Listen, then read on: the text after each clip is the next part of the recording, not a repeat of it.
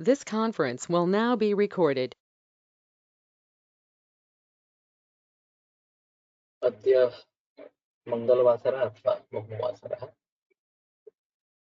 फाल्गुन शुद्ध षष्ठी दिनांक 8 मार्च 2022 महिला दिन। शंखं चक्रं जलौकान् ददतमृतघटं चारुदोर्भिश्चतुर्भिः सूक्ष्मस्वच्छातिहृद्यां फुटकरविलसन् मौलिमम्बोजनेत्रं कालाम्बोधोज्ज्वलाङ्ग कटितटविलसच्चारुपीताम्बराढ्यं वन्दे धन्वन्तरिं तं निखिलगदवनप्रौढदावाग्निलीनं प्रौढदावाग्निलीनं ब्रह्मणो विसमारब्धा मात्रेयाज्ये पूजिताम् अस्मदाचार्यपर्यन्तां वन्दे गुरुपरम्पराम् आयुर्वेदरतं वन्दे माधवाख्यं महागुरुम् आयुर्वेदामृतं सर्वं पितृभ्यो यः प्रदत्तवान् दृष्टाज्ञानी दृष्टकर्मा कृतकर्मा तथैव च अध्यापको विश्वश्रेष्ठो महान् संशोधकस्तथा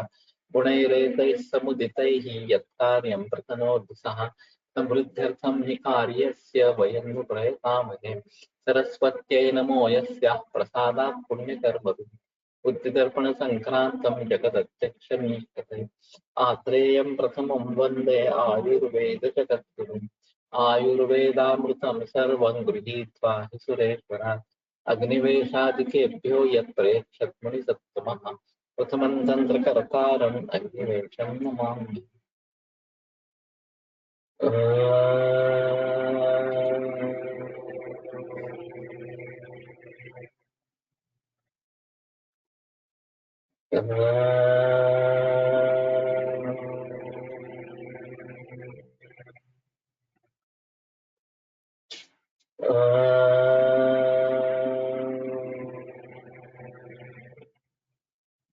ओम शांति शांति शांति। भगवान तात्पर्य एवं अवयवेन ज्ञानस्य कृष्णे ज्ञेय ज्ञानम अभिमन्यमानाः परिस्खलन्ति। तो इस प्रकार से अवयवेन ज्ञानस्य कृष्णे ज्ञेय सति सभी जब जानना चाहिए उसमें से कुछ हिस्सा जानकर अवयवेन ज्ञानस्य ज्ञानम अभिमन्यमाना कि यही पूरा ज्ञान है ऐसा समझने वाले परिस्खलन्ति ये भूल जाते हैं, गलती कर बैठते हैं इस प्रकार से। तो ये बहुत ही बड़ा इस प्रकार का मुद्दा है और केवल वैदिक शास्त्र के लिए ही लागू नहीं है बल्कि सभी शास्त्रों के लिए ये लागू इस प्रकार का है। इसमें एक अहम बात ऐसी है कि किसी भी चीज के बारे में पूरी जानकारी होना, उसके बहुत सारे पहलू होते हैं, उन सभी पहलुओं के बारे में जानकारी होना बहुत जरूरी है इस प्रकार का। अभी ज्यादातर होता ऐसा है कि जिससे हमें फायदे मिलने वाले हैं उसके जो गुण है उसको ध्यान में रखा जाता है और फिर उसका प्रयोग शुरू हो जाता है और बाद में पता चलता है कि अरे ये गुण है लेकिन ये दोष भी है इसमें। तो उन दोषों के लिए क्या करें? अगर दोष बहुत ही ज्यादा है तो उसको छोड़ ही देना उचित है। अगर दोष कम है तो कम कैसे करेंगे, उसके दुष्परिणाम होकर कैसे हटाएंगे, इसके बारे में सोच शुरू हो। रेचल कार्सन जिन्होंने साइलेंट स्प्रिंग नाम की एक किताब लिखी थी, उसने काफी हद तक बताया। उसने डीडीटी पर संशोधन किया था और डीडीटी के प्रयोग से पूरे जो प्रजातियां हैं, बहुत सारी प्रजातियां, वो किस प्रकार से नष्ट हो रही है, इसके बारे में उन्होंने बड़े पुरावों के सबूतों के साथ सिद्ध किया। इस प्रकार से कि मछलियों ने वो डीडीटी खाया, फिर उस मछलियों को खाने वाली और मछलियां और अन्य प्राणी वगैरह इस प्रकार से, और ये परंपरा चलते हुए पूरे पर्यावरण का उसने किस प्रकार से हानि की है, ये उन्होंने बताने की कोशिश की। और उनका कहना था कि पेस्टिसाइड जब पहली बार डीडीटी का पेस्टिसाइड के रूप में प्रयोग किया गया,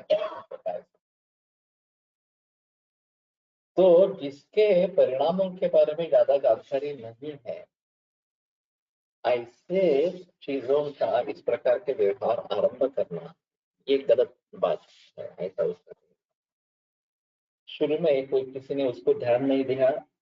पेस्टिसाइड बनाने वाली लॉबी बहुत स्ट्रांग थी।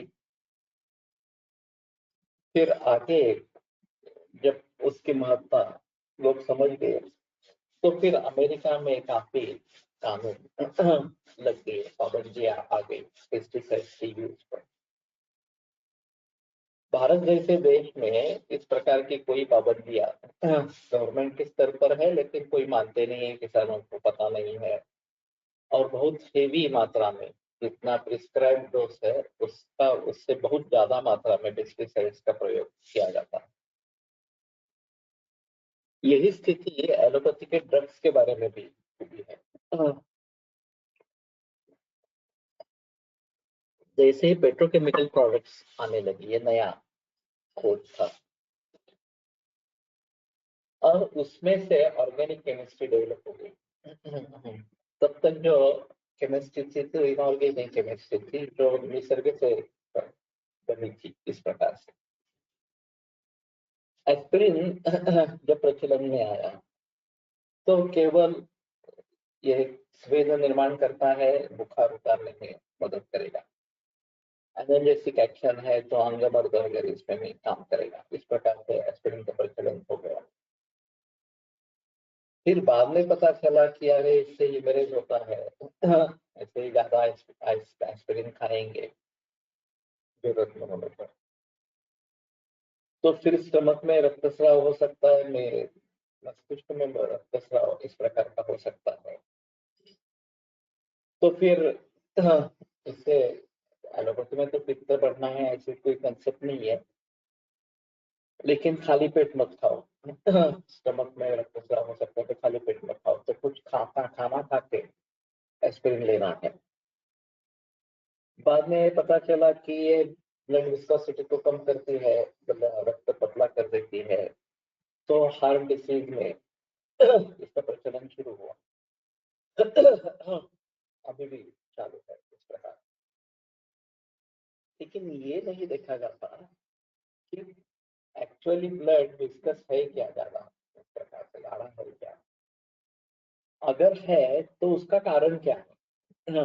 हमारे हिसाब में आम हो, कफ हो या मेद हो, इसके जरिए अगर ब्लड की विस्कोसिटी बढ़ गई है, तो उन कारणों को दूर करना चाहिए ना। आम क्यों बन रहा है, कब क्यों बन रहा है, रक्त में क्यों जा रहा है वगैरह वगैरह, ये सब देखना चाहिए।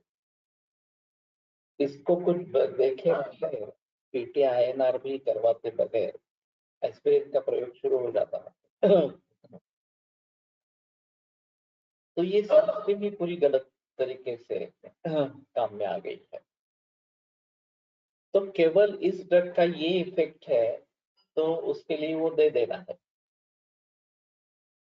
ये परिस्थिति क्यों निर्माण हुई, उसको मूल रूप से सुधार करने के लिए क्या चाहिए, ये कोई सोचे एलोपैथी में अब नहीं रही, फार्मेसी ड्रिवन रिसर्च है। इससे ब्लड प्रेशर कंट्रोल हो जाता है, तो ब्लड प्रेशर के लिए दवा शुरू करो। ब्लड प्रेशर निर्माण क्यों हुआ, बढ़ा क्यों, ये ऐसा सोचने की कोई बात ही नहीं है।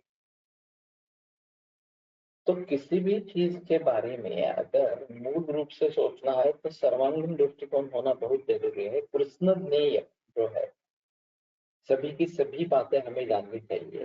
वो छोड़कर केवल एक हिस्सा लेकर उसको हम ज्ञान समझेंगे, पूरा ज्ञान समझेंगे, तो ये बड़ी गलती है।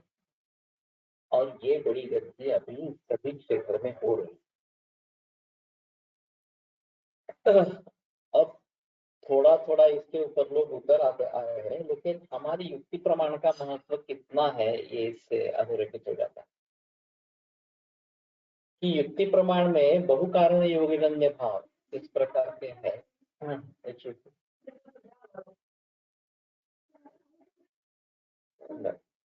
तो युक्ति प्रमाण में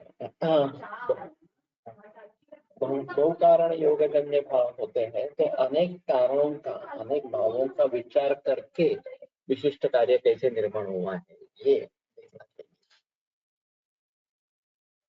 और हमारी जो रीति है वो जनरल से स्पेसिफिक इस प्रकार की रीति है। आयुर्वेद की जो रीति है वो जनरल से स्पेसिफिक है, यानी कि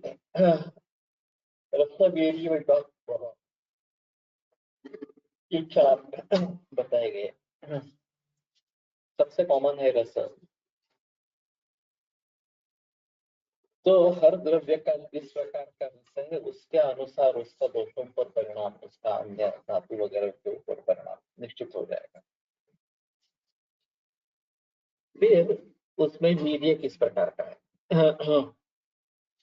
विध वीर्य का विचार करो या अर्चविध वीर्य का विचार करो, वो अगर सबसे अनुकूल अनुगुण इस प्रकार का है, शीतम वीर्य द्रव्य ऐसी स्थिति है, तो रस और वीर्य के अनुसार ही हमें उसके गुणधर्मों के बारे में पता चलेगा। फिर विपाक एक अलग चीज है।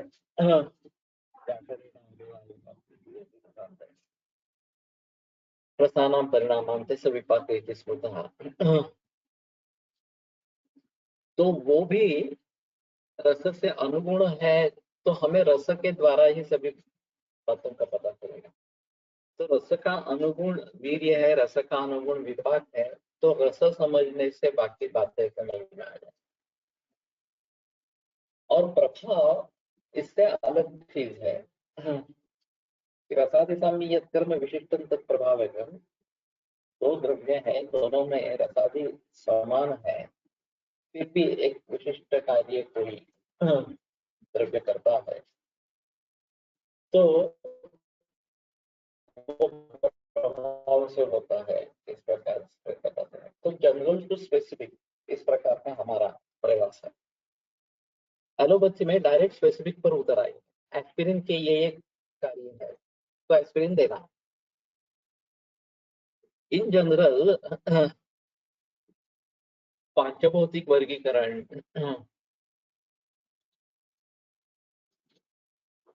बाकी लोगों को सुनाई दे रहा है? मेरे ख्याल में वॉइस में कोई प्रॉब्लम नहीं होना चाहिए।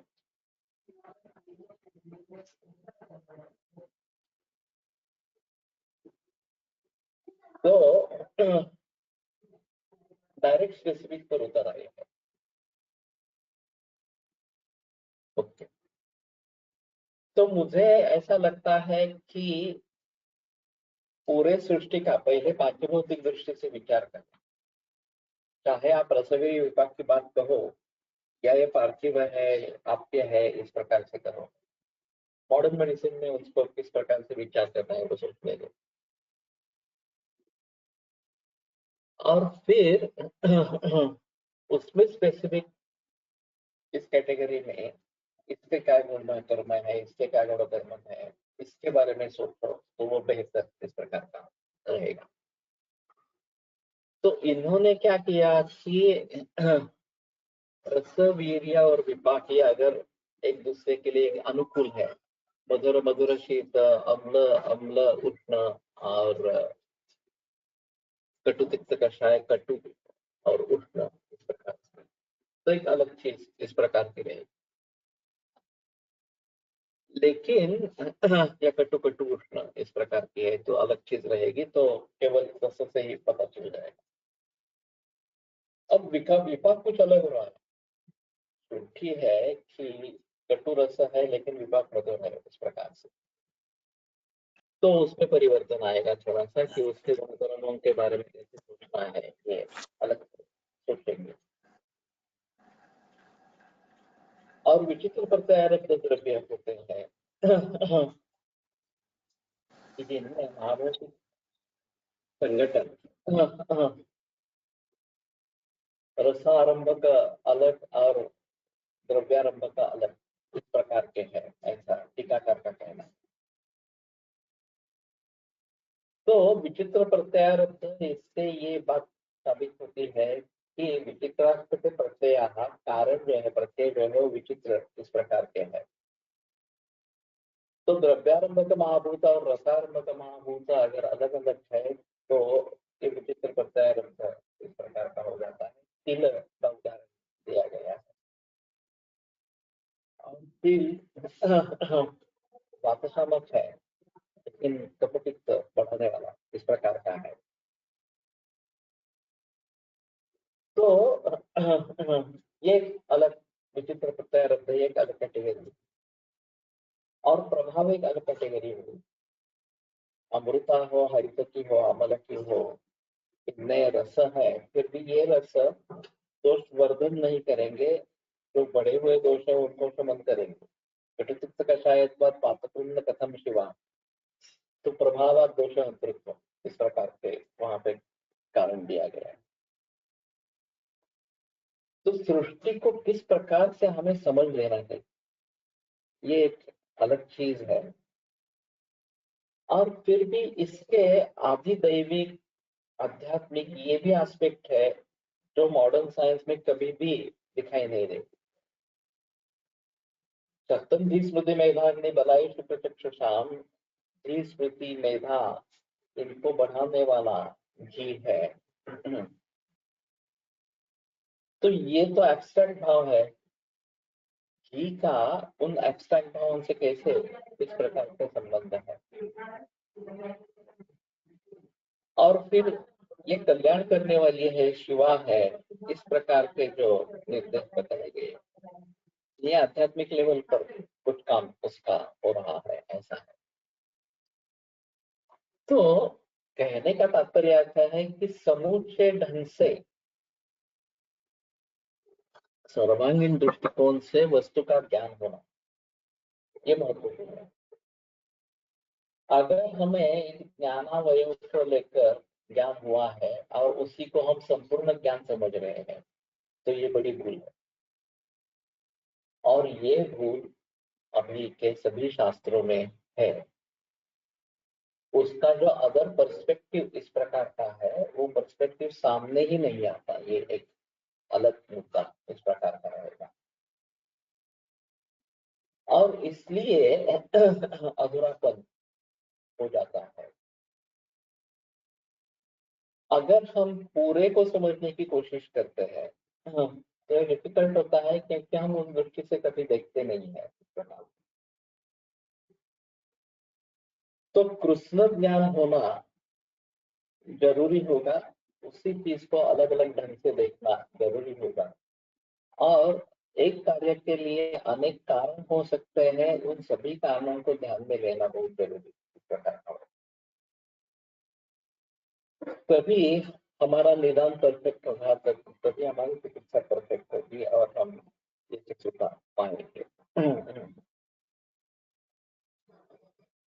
तो समझने का मतलब है कि कृष्ण ज्ञेय समझने की जो चीज है वो काफी बड़ी है, वो काफी विभिन्न उसके पहलू है।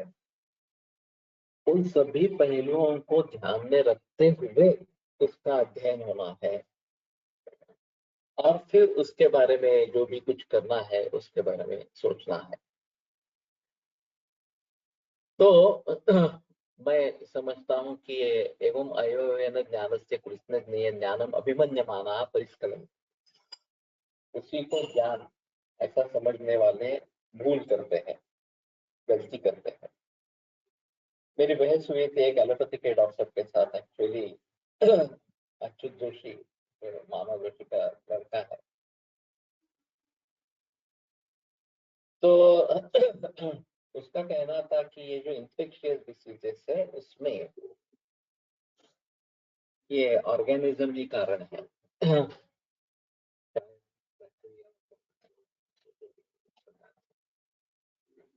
तो मैंने कहा वही सिर्फ कारण है ऐसा नहीं है, उसके अन्य भी कारण है।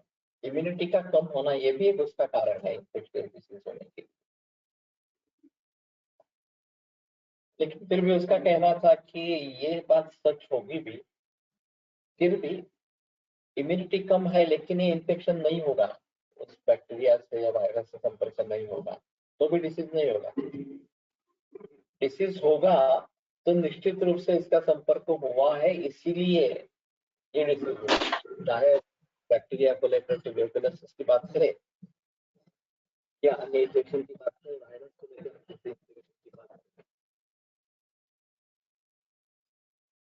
तो ठीक है, ये समझ लेते हैं कि ये ट्यूबरकुलोसिस होने के लिए अगर ट्यूबरकुलस बैसिलाई की जरूरत है, उसके बगैर ट्यूबरकुलोसिस नहीं होगा, राजेश में हो सकता है। अभी दोनों प्रकार के मरीज दिख सकते हैं कि जिनको प्रूवन ट्यूबरकुलोसिस है और जिनमें ट्यूबरकुलोसिस पाया नहीं गया, एएफपी नेगेटिव है या फिर नेगेटिव है, इस प्रकार से। तो हम केवल उस बैक्टीरिया को महत्व देंगे या बाकी चीजों को भी महत्व देंगे? तो मेरे ख्याल में बाकी चीजों को भी महत्व देना जरूरी इस प्रकार का है। अगर हम केवल उस बैक्टीरिया को या वायरस को महत्व देना चाहेंगे तो बाकी सब बातें हम भूल जाएंगे, उसके बारे में सोचेंगे ही नहीं, जैसा अभी एलोपैथी कर रही है। और ये सबसे बड़ी भूल है। इसी के कारण non infectious and non infectious दोनों प्रकार के रोग बढ़ रहे हैं, क्योंकि मूल कारण तो तुम्हारी प्रतिकार क्षमता, तुम्हारा बल है। सहज बल हो या फिर कागज बल हो या युक्तिकृत बल हो, अगर बल अच्छा है तो रोग नहीं होंगे, चाहे इन्फेक्शियस हो चाहे नॉन इन्फेक्शियस हो। लेकिन बलवर्धन करने के लिए लाइफस्टाइल अच्छी होनी चाहिए, योग व्यायाम नियमित रूप से करना चाहिए, अच्छा खाना खाना चाहिए वगैरह वगैरह। तो इसके बारे में कौन बहस करे? अभी ये आसान है कि ये इन्फेक्शियस ये बैक्टीरिया है, वायरस है, उसको मारने की ये दवा है, उसको मारने तो रोग खत्म हो जाएगा, कारण माता कार्य नाता। तो बस उसी के आधार पर पूरे समाज को गलत रास्ते पे लेके जाओ। हाँ, हमारी उस तरफ की होगी, फार्मेसी की तरफ की होगी, फार्मेसी के बहुत मुनाफा मिलेगा इस प्रकार से। लेकिन ये कृष्ण ज्ञान नहीं है, ये केवल ज्ञान है। तो इस बात को समझ लेना बहुत जरूरी ऐसा होगा। और उसी को पूर्ण ज्ञान समझना ये बड़ी मूर्खता। हम अगर कम से कम ये तो जानते हैं कि ये कारण है, लेकिन यही सिर्फ कारण है क्या, ये देखना जरूरी है। बाकी अन्य कारण है क्या, ढूंढेंगे तो शायद कुछ पता चलेगा, और पता चलेगा तो उसके लिए उपाय ढूंढेंगे इस प्रकार से। अभी ऊपर ही इस प्रकार से इलाज करते रहना ये ज्यादा प्रचलन में है, क्योंकि वो आसान है, वो तात्काल हो सकता है, उससे पैसे कमा सकते। पानी दूषित है तो दूषित पानी को ठीक करने के लिए क्या करना चाहिए? पानी उबालो, आरओ सिस्टम प्रयोग करो वगैरह वगैरह, इस प्रकार से होता है। तो अरे पानी दूषित क्यों हुआ? ये पहले सोचो ना। तो पानी दूषित क्यों हो रहा है ये अगर समझ पाते हैं तो उसके अशुद्धियां होने को उसको कैसे बचा सकते हैं उसके बारे में सोचेंगे। फिर जो पोल्यूटेंट्स है विविध प्रकार के, विशेषतः ये रासायनिक कंपनियां जो है, केमिकल फैक्ट्रीज जो है, उनके जरिए पोल्यूशन हो रहा है, तो उसके ऊपर रोकथाम कैसे ला सकते हैं? वहीं पे कुछ ट्रीटमेंट कर सकते हैं क्या पानी के ऊपर की जो पानी बाहर छोड़ा जा रहा है वो गंदा न हो, पोल्यूटेड न हो, इस प्रकार से। और कम से कम जो कॉमन स्रोत है पानी के, नदी वगैरह इस प्रकार से, उनमें तो हमें ये सोचना चाहिए कि ये किस प्रकार से हमें बिगड़ने नहीं देने हैं। तो शायद ये बात बनेगी कि हम मूल समस्या को हल ढूंढेंगे। लेकिन हम कार्य के ऊपर काम कर रहे हैं, पानी को शुद्ध करना है, और फिर आरओ का प्रचलन पूरे देश में हो गया। तो उससे दुष्परिणाम निकलेंगे तो उसके लिए और कुछ ढूंढेंगे, क्योंकि नेचुरल नहीं है। हमारे घर जो तरीके हैं वो नेचुरल है कम से कम। अभी इस प्रकार से जो पानी शुद्ध करेंगे वो नैसर्गिक नहीं रहेगा, और वो पानी भी अच्छा नहीं रहेगा। क्लोरिनेशन ये जब शुरुआत हुई तो पर्यावरणवादियों का कहना है ये सबसे बड़ी भूल थी कि पूरे शहर का जो सप्लाई है वो क्लोरिनेट करने का। लेकिन आज तो कोई इसको भूल नहीं मानता। हम तो क्लोरिनेटेड पानी ही पीते आ रहे हैं, क्योंकि नेचुरल सोर्स अवेलेबल ही नहीं है अभी। तुम्हारे पास खुद का कुआं है और अच्छा पानी है तो एक अलग बात है। देहातों में ये बात शायद हो सकती है इस प्रकार की, लेकिन डैम बनने के बाद ये नदियों का बहना बंद हो गया। वो बंद होने के बाद ये पोल्यूटेंट्स के जरिए सभी नदियां दूषित हो गई, और फिर उसको सुधार करने के लिए कुछ उपाय ढूंढे जा रहे हैं इस प्रकार से, वो भी नेचुरल नहीं है। तो इस्कॉन का जो एक वाड़ा में इको विलेज है वहां पे मैंने देखा था कि सीवेज ट्रीटमेंट प्लांट है, वो पानी जमीन में दिया जाता है जहाँ पेड़ पौधे उगाए जाते हैं, और फिर उसमें से काफी शुद्ध पानी निकल आता है, वो गार्डनिंग के लिए दे देते हैं। तो ये सबसे अच्छी सिस्टम है, इकोसिस्टम इस प्रकार की सिस्टम। बड़े पैमाने पर इस प्रकार का प्रयोग कर सकते हैं रिवर्स के बारे में, नदियों के बारे में। अभी ये डैम्स की जो संकल्पना है वो जमीन के ऊपर बनाए जाते हैं। अगर हम जमीन के नीचे डैम बनाएंगे जिसकी ऊंचाई ज्यादा ना हो, 10-15 फीट इतनी हो, ज्यादा पानी आगे बढ़ता जाएगा, लेकिन इससे वाटर परकोलेट होगा, पानी जो है जमीन में घुसता जाएगा, वेल्स में पानी आएगा। और फिर वाटर लेवल बढ़ जाएगा। अभी जो ये सूखे की बड़ी समस्या इस प्रकार की है, बहुत सारे शहर या गांव इस प्रकार के हैं कि जहाँ टैंकर से पानी परोठा करना पड़ता है। अभी ये तो शुरू हो जाएगा अप्रैल में तो बड़ी दिक्कत वाली बात इस प्रकार की होती है। तो मूल रूप से कैसे सुधारे इसके बारे में सोचना पड़ेगा, और जो हमारा ज्ञान है वो अधूरा है, ये पहले समझ लेना चाहिए। जब तक हम उस विचार से दूर नहीं होंगे, बाहर नहीं निकलेंगे, तब तक इस अधूरेपन को पूरे करने के लिए क्या करना है ये सामने ही नहीं आए। तो ज्ञानमभिमन्यमानः, अधूरा अधूरे ज्ञान को ही ज्ञान समझने वाले लोग गलती करते हैं, परिस्खलन। ये बात यहाँ पे बताई गई है, और वो केवल वैद्य के क्षेत्र में या आयुर्वेद के क्षेत्र में उपयुक्त है ऐसा नहीं, सभी क्षेत्रों में उपयुक्त है।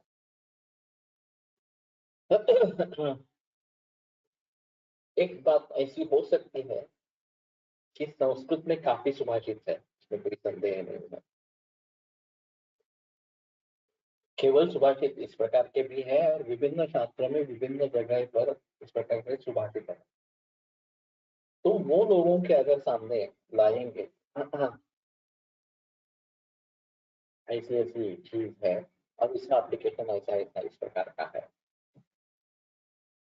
तो शायद एक बात बन सकती है, और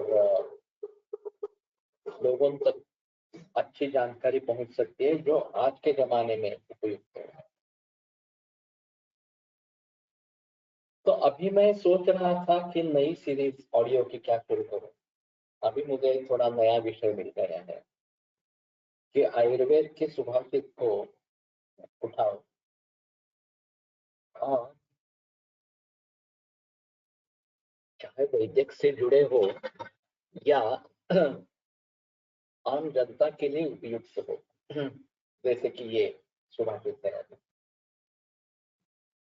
उसके बारे में 3-4 ऑडियो आसानी से हो सकते हैं। एक एक सूत्र के बारे में उसको आगे लेकर जाएंगे तो समाज प्रबोधन इससे अच्छा इस तरीके से हो जाएगा और हम सोचने लगेंगे कि हमें क्या क्या करना है, कैसे करना है। इस प्रकार से फिर स्ट्रेस लेवल कम हो जाएगी और अच्छा जी पाएंगे।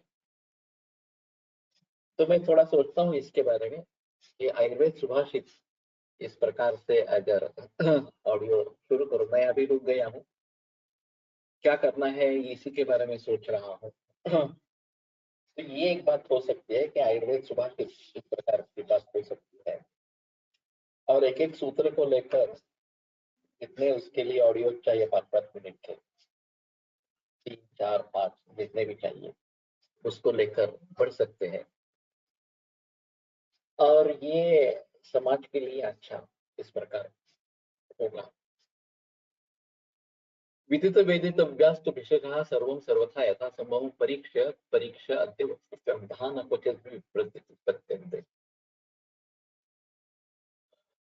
तो जो वेदितव्य है, जो जानने की जरूरत है, वो जिसको विदित हो गया है, वो जो जान गए हैं, विदित वेदितव्याः विषयः, यहाँ वैद्यों के बारे में बताया गया है लेकिन ये सभी लोगों के लिए आवश्यक है। सर्वं सर्वथा यथा संभवं परीक्ष्य, सभी चीजों की सभी तरीके से यथासंभव जो जो भी परीक्षा है वो सब परीक्षा करके परीक्षा अध्यवस्यन्ता, और फिर उसके बारे में निश्चय करते हैं न क्वचित् अपि विप्रतिपद्यन्ते, तो कहीं भी उनकी भूल नहीं होगी इस प्रकार से। तो यथेष्टम अर्थम अभिनिर्वर्तयति चैत्, और उनका जो इच्छित है उसको वो साध्य कर सकेंगे इस प्रकार से। तो कहने का तात्पर्य अर्थ ये है कि ज्ञानाभासेन तृप्तता है। कलि विडंबनम करके काव्य है, कलियुग का विडंबन करने के बारे में। तो ज्ञानाभासेन तृप्तता, ज्ञान के केवल आभास से तृप्ति होना, ये कलियुग का अंग है इस प्रकार से। तो पहले तो हमें ज्ञान का आभास है ये प्रतीत होना है, ये ज्ञान नहीं है, वास्तव में अज्ञान है, लेकिन हमें ज्ञान की तरीके से प्रतीत होता है और फिर उससे तृप्तता हो जाती है कि बस आगे कुछ नहीं करना है, मुझे सब ज्ञान हो गया है इस प्रकार से। तो ये काफी मुश्किल इस प्रकार का माहौल है और जब हम ज्यादा ज्यादा पढ़ते जाएंगे, सीखते जाएंगे तो पता चलता है कि हमारा ज्ञान कुछ भी नहीं, इतना कि हमें ज्ञान होना चाहिए था उसके मुकाबले में हमारा ज्ञान इतना कम है कि उसके बारे में अहंकार किस प्रकार से करें। अहंकार का कोई संबंध ही नहीं है। तो जितना आदमी जितना ज्यादा पढ़ता है, सीखता है, उतना वो लीन हो जाता है। वो समझ पाता है कि उसका ज्ञान बिल्कुल थोड़ा इस प्रकार का है। तो ज्ञानाभास से तृप्तता ये तो काफी गंभीर अवस्था इस प्रकार की है। और थोड़ा ज्ञान को ही पूरा ज्ञान समझना ये भी काफी मूर्खता इस प्रकार की है। लेकिन इसमें से जग जाना ये बहुत जरूरी इस प्रकार का रहेगा। और हमारे इच्छित क्या है, हम क्या साधन करना चाहते हैं, उसके बारे में गहराई में जाकर सोचो कि किन किन भावों का मुझे विचार करना है, ये सबसे अहम इस प्रकार का मुद्दा रहेगा। और उन सभी भावों को ध्यान में रखते हुए हमें आगे बढ़ना है, सभी भावों को समझ पाना है। ये एक अहम मुद्दा इसमें रहेगा। भवन्ति चात्र सत्वादीनां विकल्पेन व्याधि रूपम अथापरे दृष्टा विप्रतिपद्यन्ते बाला व्याधि बलात्। तो बाल इस प्रकार के जो वैद्य है कि जिनको पूरी समझ नहीं है, वो सत्वादीनां विकल्पेन, सत्व वगैरह गुरु व्याधि है लेकिन सत्व भी बहुत अच्छा है, तो वो तो दिखाता नहीं है कि गुरु व्याधि है इस प्रकार से। और फिर हम भी उसके देखने से पता नहीं चलेगा कि अरे ये गुरु व्याधि है, और इसके बारे में सजग होना जरूरी इस प्रकार का है। व्याधि रूपम अथातरे दृष्टवा विप्रतिपद्यन्ते, व्याधि बलाबल के बारे में बाल वैद्य जो है वो भूल कर जाते हैं। विप्रतिपद्यन्ते ते वैश्यम अयोगेन कुर्वन्ति अज्ञान मोहिताः, अज्ञान मोहित होकर वो अयोगेन वैश्यम कुर्वन्ति, जितनी मात्रा में लेना है, जितने वीर्यवान औषध देने हैं वो नहीं देते हैं। व्याधितानाम विनाशाय क्लेशाय महते पिबा, और इसके लिए क्या होता है, व्याधि का विनाश हो जाता है या बड़ा क्लेश उसको हो जाता है। तो ये बात ध्यान में रखना बहुत जरूरी है कि व्याधि गंभीर है और हम कुछ छोटा इस प्रकार का प्रयास करें तो व्याधि बलवान होकर मार लेगा इस प्रकार से। दूसरी जगह ये भी देखना है कि शरीर का बल है अच्छा नहीं है, ये भी देखना जरूरी है। मेरे पास काफी उदाहरण इस प्रकार के हैं कैंसर के बारे में। एक 5 बरस का लड़का था, मीडियास्पिनल कैंसर, उसके पीछे कैंसर था एक्चुअली, और केमोथेरेपी दे दी गई, फायदा नहीं हुआ। इस बीच में मेरे पास आया, हमारी ट्रीटमेंट शुरू हो गई। अब फायदा नहीं हुआ तो डॉक्टर ने सलाह दी कि आयुर्वेदिक कीमो करेंगे। तो मैंने उसको रोका, मैंने कहा कि आयुर्वेदिक कीमो मत करो, ये सहन नहीं कर पाएगा, छोटा बच्चा है, आज उसकी प्रक्रिया क्षमता अच्छी नहीं है। फिर भी उसके पिता का कहना था कि एज ए फादर मुझे जो भी पॉसिबल है वो करना है उसको बचाने के लिए। तो मैंने कहा ठीक है, तुम्हारे मर्जी से करो। जैसे ही डोज दिया गया हायर केमोथेरेपी का, वो तुरंत सीरियस हो गया, WBC काउंट 100 तक नीचे आ गया, उसको आईसीयू में दाखिल किया, फिर वेंटिलेटर पर रखा। 3 दिन में बच्चे की मौत हो गई। अब मैंने उसको सजेस्ट किया था कि मत करो इस प्रकार से, लेकिन ये नहीं बताया था कि ये फेटल भी हो सकता है। अभी तो मैं इस उदाहरण के आधार पर लोगों को ये भी बता सकता हूँ ये फेटल भी हो सकता है, क्योंकि मेरे पास फर्स्ट हैंड एक्सपीरियंस है इसका। अब ये होने के बाद उसने सुभाष पालेकर का शिष्यत्व स्वीकार कर दिया। IT क्षेत्र में है वास्तव में, लेकिन शनिवार रविवार केवल नर्सरी फार्मिंग का काम करता है। उसने अपने बच्चे के नाम से पेड़ पौधे लगाए। उस स्थिति में लेकिन जो हानि हुई तो वो तो होगी। तो सभी बातों को ध्यान में रखते हुए सोच समझ कर क्या करना है क्या नहीं करना है ये निर्णय करना जरूरी है। ये बहुत डिफिकल्ट होता है, बहुत मुश्किल होता है निर्णय कर पाना। और फिर जिस प्रकार का निर्णय होगा उसके अनुसार परिणाम तो भुगतने ही पड़ते हैं, उसमें कोई संदेह की बात नहीं। और ये बड़ी दिक्कत होती है बहुत सारे मरीजों में, क्या करे, हमें अनुपत के अनुसार जाए, आयुर्वेद के अनुसार कोई जाए, या कैसे करेंगे इसके बारे में सोचना पड़ेगा। तो व्याधितानाम विनाशाय, इसके विनाश के लिए या क्लेशाय महते पिबा, प्राज्ञासु सर्वम आज्ञाय परीक्षम्यः सर्वथा न स्खलति प्रयोगेषु वेदिकानां कदाचित्। उसके विपरीत जो प्राज्ञ वैद्य इस प्रकार के हैं, जानने वाले वैद्य इस प्रकार के हैं, तो जो भी चीजें जानने की है उन सभी परीक्षा करते हुए बेशक का प्रयोग करेंगे, बेशक प्रयोग में लाएंगे, तो वो कदापि न कदापि न नष्ट कभी भूख इस प्रकार की नहीं है। तो ये एक अहम मुद्दा है कि हमें बहुत ही सजग इस सभी के बारे में होना है और सभी दृष्टिकोण से विचार करके करना है। नहीं तो हम गुरु व्याधि के लिए अल्प औषध, अल्पवीर्य औषध दे देंगे और लघु व्याधि को बहुत बड़ी दवा इस प्रकार से वीर्यवान ज्यादा दवा दे देंगे तो भी अतिपात इस प्रकार का हो जाएगा। तो प्रॉपर जजमेंट रोगी का होना बहुत जरूरी है और उसके जितने भी फैक्टर्स हमें जानने हैं उन सभी को जानकर कोशिश करें, ये ज्यादा अच्छा है।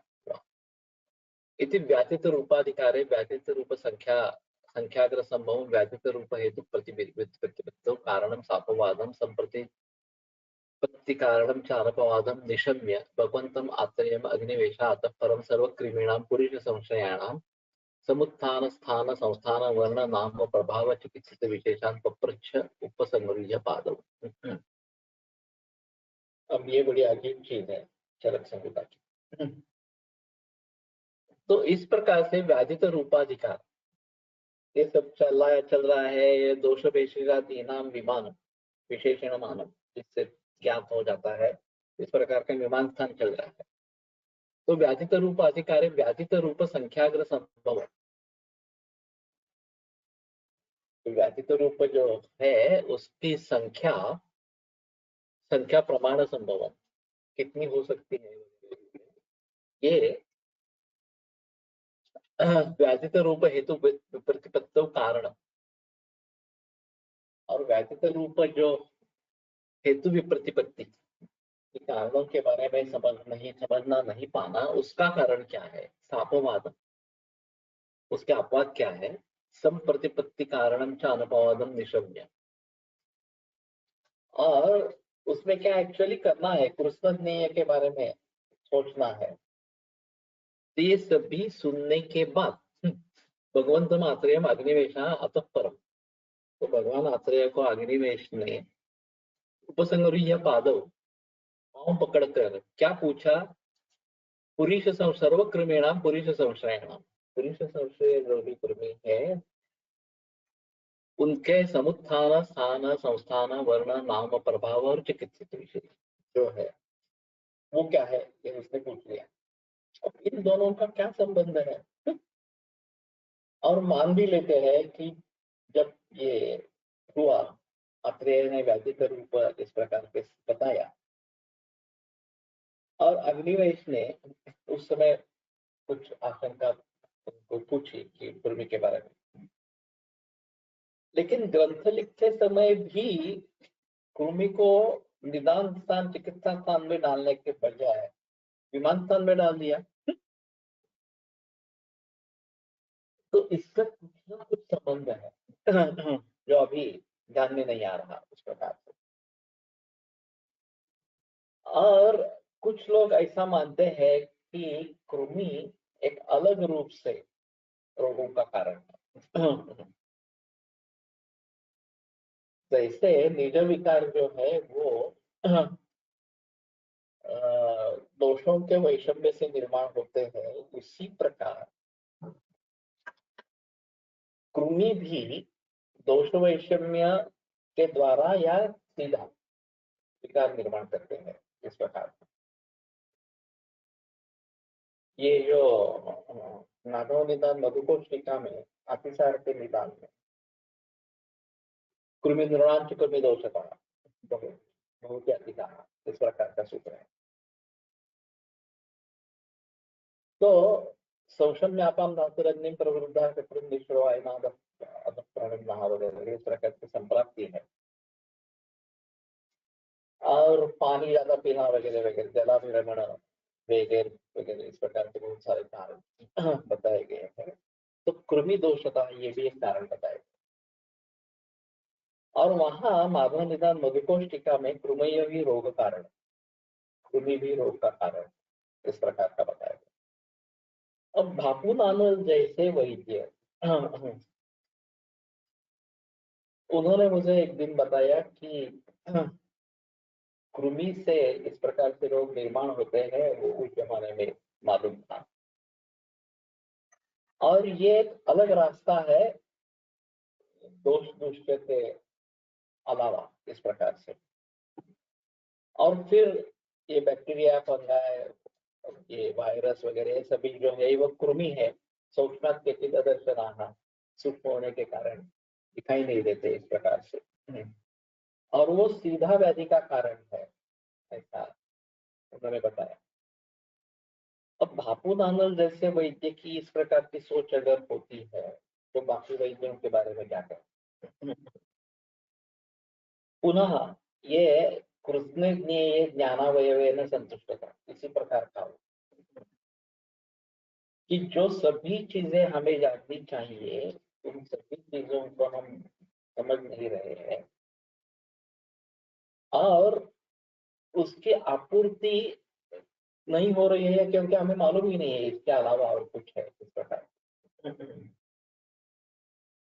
तो शायद ये एक बात बनती है कि विमान स्थान में इसको क्यों डाला गया, निदान चिकित्सा में डालना चाहिए था।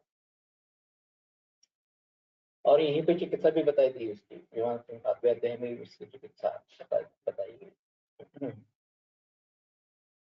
तो शायद कृष्णज्ञेय जो है रोग या रोग समूह, ये जो कृष्णज्ञेय है उसमें दोष दूष वगैरह समझना जरूरी है, इसलिए विमान स्थान में तो आ गए इस प्रकार से।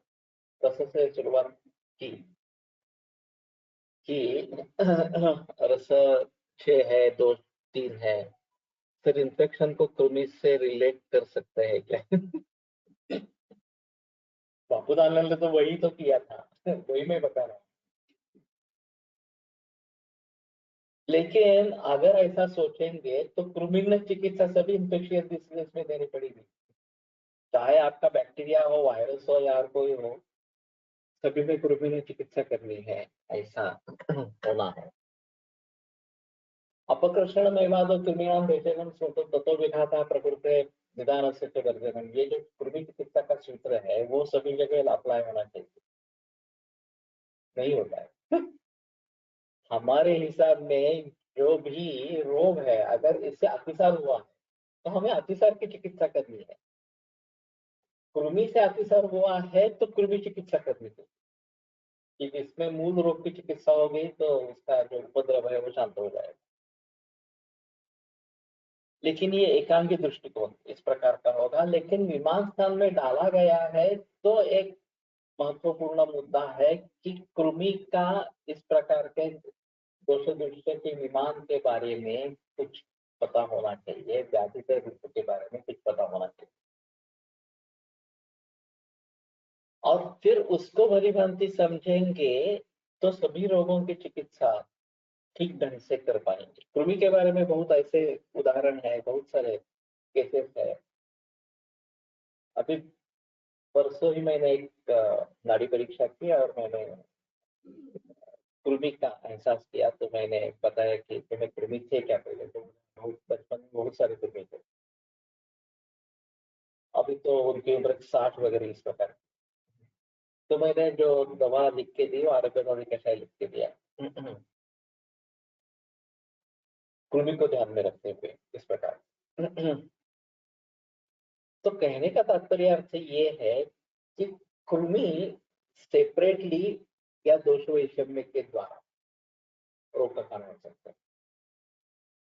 अब जब हम ये विधान करते हैं कि सेपरेटली भी रोग का कारण हो जाते हैं तो ये बड़ी बड़ी मुसीबत का मामला है, जो हमारे निज विकार के बारे में ग्रंथों का कहना है कि वो दोष वैषम्य से ही उत्पन्न होता है इस प्रकार से। उसको हम चैलेंज कर रहे हैं वास्तव में।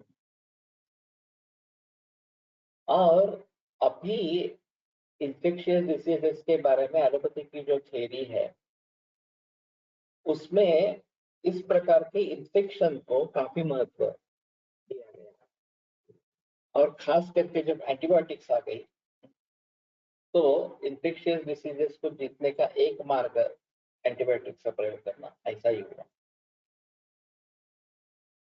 तो इसमें हम बाकी सब बातें भूल गए। अपकर्षण में वादो क्रमेणाम भेषजम, ये अपकर्षण तो पूरी तरह कृमि के लिए समझ सकते हैं। ततो विधाता प्रकृति है, प्रकृति विधा चिकित्सा करनी है, ये कौन करेगा? निदान वर्जनम, निदान वर्जन करना चाहिए, ये कौन करेगा? तो जो मैं एपिडेमिक की बात कर रहा था, पैंडेमिक की, अभी कोविड-19 में, कि अगर ये वायरस है, उसको जीतना है तो उसको शरीर में आने के बाद क्यों जीते? पर्यावरण में ही उसको जीतना ना, धूपन का प्रयोग करो। बहुत सारे वैद्यों ने, मैंने भी शुरू किया, धूपन चिकित्सा शुरू करनी चाहिए, क्लिनिक शुरू करने से पहले बाद में धूपन करना है पूरा। तो अगर विधान, ये प्रकृति विघात इस प्रकार का हमें बनाना है, विधान परिवर्तन इस प्रकार का हमें करना है, तो एक कृमि के चिकित्सा का सूत्र सभी जगह लागू होगा नहीं होगा, इन्फेक्शियस डिसीज में ये एक बड़ा मुद्दा है, काफी कंट्रोवर्शियल है। इसके आधार पर बहस चली। ये बायोकेमिस्ट्री डिपार्टमेंट पुणे यूनिवर्सिटी में 140 अतिसार में उपयोग में लाए जाने वाले द्रव्यों पर संशोधन हुआ, और सिर्फ दारू हरिद्रा में उनको बैक्टीरियोसाइडल एक्टिविटी पाई गई। बैक्टीरियोसाइडल ने बैक्टीरियोस्टैटिक ग्रोथ नहीं बढ़ाते, बैक्टीरियोस्टैटिक एक्टिविटी पाई गई। ये संशोधन प्रसिद्ध हुआ, और फिर जो भी प्रोप्राइटरी मेडिसिन अतिसार या ग्रहणी के लिए आई, उसमें दारू हरिद्रा 50% हुई, क्योंकि ये जो पब्लिश रिसर्च हुआ था, शुंठी को इस प्रकार की एक्टिविटी नहीं है, जायफल को नहीं है, गुटखा को नहीं है, मुस्ता को नहीं है, दारू हरिद्रा को बैक्टीरियोस्टैटिक एक्टिविटी है। तो उसके आधार पर सभी के विचार बदल गए। तो ये ज्ञानावयव है, उसके आधार पर एक जो रिसर्च हुआ है तो रिसर्च है, उसमें कोई हमें टालने की बात नहीं है। बैक्टीरियोस्टैटिक एक्टिविटी मिली है, कोई प्रॉब्लम नहीं है। लेकिन इसका ये मतलब नहीं रहेगा कि शुंठी का कार्य नहीं है, मुस्ता का कार्य नहीं है। शुंठी और मुस्ता फिर भी काम करती ही है। बैक्टीरियोस्टैटिक या बैक्टीरियोसाइडल एक्टिविटी हो या ना हो, कोई संबंध नहीं है। वो तो हमारे दृष्टि से ग्राही कार्य करने वाले, पाचन करने वाले। तो कहने का तात्पर्य आपसे ये है कि कृमि रोग का कारण है या नहीं है, अलग कारण है या दोषों के जरिए कारण है, बड़ा विवाद्य मुद्दा इस प्रकार का। कल शायद इसी के ऊपर बहस करेंगे, और ये क्यों विमान स्थान में डाला गया उसके बारे में सोचने की कोशिश करेंगे, क्योंकि ये बड़ा सवाल मेरे मन में बहुत वर्षों से है। ये विमान स्थान में कैसे आ गया कृमि निदान और कृमि चिकित्सा इस प्रकार से? तो कहने का तात्पर्य आपसे ये है कि हमें अलग तरीके से इसको देखना पड़ेगा। और बहुत सारे उदाहरण ऐसे हैं कि जहां कृमि मूल निदान होता है और उसकी चिकित्सा करने से रोग ठीक होते हैं। मेरे पास एक छोटी लड़की थी, 6-7 वर्ष की, आई थी दमक स्वास्थ्य के लिए, लोनावाड़ा की थी, प्रैक्टिस लोनावाड़ा में ही थी। और जब मैंने देखा तो जब पहला निदान हुआ वो कृमि का ही, दूध मीठा खाती थी वगैरह इस प्रकार। तो मैंने दवाइयां जो थी, कृमि कुठार, आर्बुद, कपिला वगैरह इस प्रकार की दवाई, और फिर मुझे लगने लगा कि यार मैंने स्टमक श्वास के लिए तो कुछ भी नहीं दिया। वो जिस कारण के लिए आई थी उसके लिए तो मैंने कुछ चिकित्सा ही नहीं की। तो मैंने एक दशमोलारिस्ट उसको प्रिस्क्राइब किया ऊपर से, या विडंगा मैंने कहा मैं दशमोलारिस्ट को प्रिस्क्राइब किया था। और फिर 15 दिन के बाद वो फिर दिखाने के लिए आई, तो माँ बाप बड़े खुश थे। मैंने पूछा क्या हुआ, तो नहीं एक बार भी स्टमक श्वास का अटैक नहीं आया। मैंने कहा कृमि के बारे में क्या हुआ? बोले इतने कृमि निकले कि वो पूरा पॉट भर गया कृमियों से। अब फिर उसकी भूख बढ़ गई, बाकी सब जो तकलीफ है वो कम हो गई। तो ये अजीब है, कृमि प्रमुख श्वास का कारण है, ये मैंने कभी सोचा नहीं था। लक्षण जो व्यक्त था वो तमक श्वास था, मुख पे वैवर्ण था, कृमि का जो लक्षण है वो तो थे उसमें कृमि के लक्षण इस प्रकार। लेकिन केवल कृमि की चिकित्सा से तमक श्वास शांत हो जाएगा, और वो भी अनुपदेश में, ये मैंने सोचा नहीं था। तो ऐसे काफी उदाहरण है कृमि के बारे में, और उसके बारे में आगे सोचेंगे। नाड़ी अलग है। ये अशोक भट्ट की नाड़ी परीक्षा में कृमि की नाड़ी एक अलग बताई जाती है। वो जो उदाहरण देते हैं, वो पानी में हम अगर कोई लकड़ी डालते हैं और उसको ऊपर उठाने की कोशिश करते हैं पानी में से ऊपर, तो जिस प्रकार का फील होता है इस प्रकार का फील नाड़ी में आता है। तो ये मैंने काफी मरीजों में देखा है, इस प्रकार का फील आता है। और फिर आप पूछेंगे तो पता चलता है कि हाँ, कृमि पहले हुए थे, अभी है, इस प्रकार का इतिहास जरूर मिल जाता है इस प्रकार। तो यहीं पे रुकते हैं, और आगे कल बताएंगे। आयुर्वेद प्रकांड निगदित इह हि शल्यतंत्र प्रधानः शिष्येभ्यः शाश्वतोऽयं निखिल जन कृपा व्याप्तचित्तेन आयुर्वेदस्य वाञ्छन् पुनरपि भुवने ताञ्च सुष्ठु प्रतिष्ठां श्रेष्ठं धन्वन्तरिं तं प्रणमति च सदा वैद्यवर्गो हि नूनम् वैद्यवर्गो हि नूनम्।